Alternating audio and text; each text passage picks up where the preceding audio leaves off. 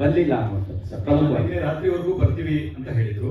ಅವರ ಅಭಿಮಾನಿಗಳು ಒಂದು 100 ಜನ ಬರ್ತಾರೆ ಅಂತಾನು ಇನ್ಫಾರ್ಮ್ ಮಾಡಿದ್ರು. ಅವರುಗಳಿಗೆ ಪಾಸು ಅವ್ರುಗಳು ಬರೋದಕ್ಕೆ ವ್ಯವಸ್ಥೆನೂ ಆಗಿತ್ತು. ಆಮೇಲೆ ಇಲ್ಲಿ ಬಂದಿರೋ ಅಭಿಮಾನಿಗಳು ಅಂತ ಯಾರ್ಯಾರು ಹೇಳ್ತಾ ಇದ್ದಾರಲ್ಲ ಅವರೆಲ್ಲರೂ ನನಗೂ ಗೊತ್ತಿರೋ ಹುಡುಗರೆ, ನನ್ನ ಸ್ನೇಹಿತರೆ. ನಮ್ಮ ಅಭಿ ಅಂತ ಎಲ್ಲೋ ಹುಡುಗ ಮಾತಾಡ್ತಿತ್ತಲ್ಲ, ಅವನು ಪ್ರಜ್ವಲ್ ಅವ್ರ ಅಸಿಸ್ಟೆಂಟು. ಆಮೇಲೆ ಇನ್ನೊಬ್ರು ನಮ್ಮ ದೇವು, ಇವರೆಲ್ಲ ನಮ್ಮ ಆತ್ಮೀಯ ಹುಡುಗರೆ, ಪ್ರಜ್ವಲ್ ಅವ್ರ ಜೊತೆಗೆ ಇರೋರು ಇವರು. ಸೊ ಅವ್ರಿಗೆ ಯಾಕೆ ಸಡನ್ ಆಗಿ ಬರಬಾರ್ದು ಅಂತ ಡಿಸೈಡ್ ಮಾಡಿದ್ರು ಅಂತ ನನ್ಗೆ ಪ್ರಾಮಾಣಿಕವಾಗಿ ಗೊತ್ತಿಲ್ಲ. ಅವ್ರದ್ದೊಂದು ಸಣ್ಣ ಡಬ್ಬಿಂಗ್ ಇಶ್ಯೂ ಒಂದಿತ್ತು. ಡಬ್ಬು ಅವ್ರ ವಾಯ್ಸ್ ಸೂಟ್ ಆಗುತ್ತಾ ಆಗಲ್ವಾ, ಯಾಕಂದ್ರೆ ಮಂಗಳೂರು ತರದ ಭಾಷೆ ಆಗಿರೋದ್ರಿಂದ 100% ಸೂಟ್ ಆಗಬಹುದಾ ಆಗಲ್ಲ. ಇನ್ನೂ ಸ್ಪೇಸ್ ಇದೆ, ಇನ್ನೂ ಡಬ್ಬಿಂಗ್ ಮಾಡಬೇಕು ನಾವು ಅಂತಾನೆ ಇದೀವಿ. ಇನ್ನು ನಮ್ಮ ಡಬ್ಬಿಂಗ್ ಸ್ಟುಡಿಯೋನ ಬ್ಲಾಕ್ ಮಾಡಿ ಇಟ್ಟಿದೀವಿ. ಇನ್ನು 24ಕ್ಕೆ ರಿಲೀಸ್ ಇರೋದ್ರಿಂದ ಒಂದ್ಸತಿ ಎಫರ್ಟ್ ಹಾಕ್ಬಹುದು, ಚೆನ್ನಾಗಿ ಬಂದ್ರೆ ಅದನ್ನ ಇಟ್ಕೊಳ್ಳೋಣ ಅಂತ ಅನ್ನೋದು ಒಂದು ಥಾಟ್ ಇದೆ.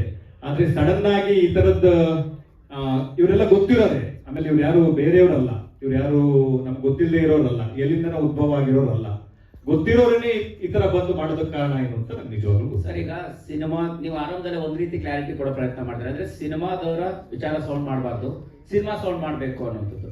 ಈ ಕನ್ನಡ ಸಿನಿಮಾ ಇಂಡಸ್ಟ್ರಿ ಈ ಪರಿಸ್ಥಿತಿಯಲ್ಲಿ ಈ ರೀತಿಯ ಗೊಂದಲ ಮತ್ತು ಗಲಾಟೆ